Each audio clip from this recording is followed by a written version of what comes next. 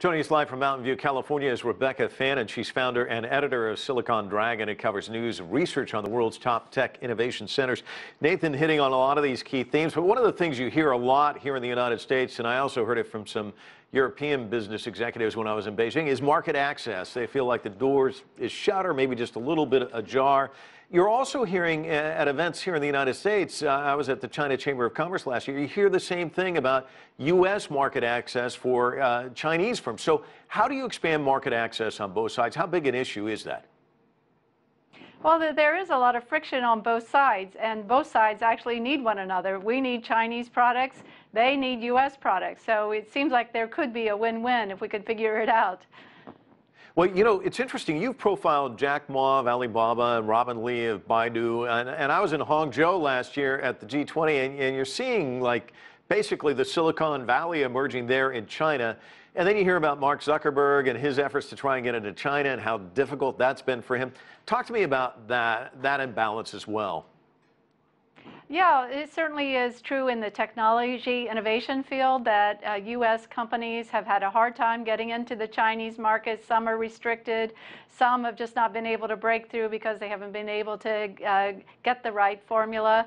But at the same time, we're seeing Chinese companies entering the U.S. market. For instance, today there was a deal by Tencent to buy into Snap. So these trends continue, and I think we're going to see much more of these kinds of deals happening both ways. And I do think that we will see greater access by U.S. companies to get into the Chinese market. After all, it is the biggest market in the world. They do need to get in there. They need to figure out how to get in there correctly, and I think things will start to loosen up. Rebecaa, realistically, though, what type of expectations should we have? What kind of takeaways do you think will come as a result of this two-day visit by Donald Trump to China? Well, it certainly seems to be positive so far. There's a lot of grandstanding. I think that there'll be a rub-off effect for people the way that they regard China. I think it's kind of a door opener, actually. And so your thoughts, though, as you watch these deals that we saw today, $9 billion inked, and as Nathan was saying, you know, really in the overall scheme of things, that may not seem like a lot, but does that really kind of get the energy going and perhaps maybe open things up a little bit more in terms of trade between these two countries? Well, I think so. For instance, when Jack Ma came to New York to visit Trump and, you know, talked about creating lots of American jobs. Really, those jobs are through companies that use the Alibaba service. So I do think we're going to see those kinds of deals opening up, and we'll see small businesses getting into China and the larger tech companies getting in as well.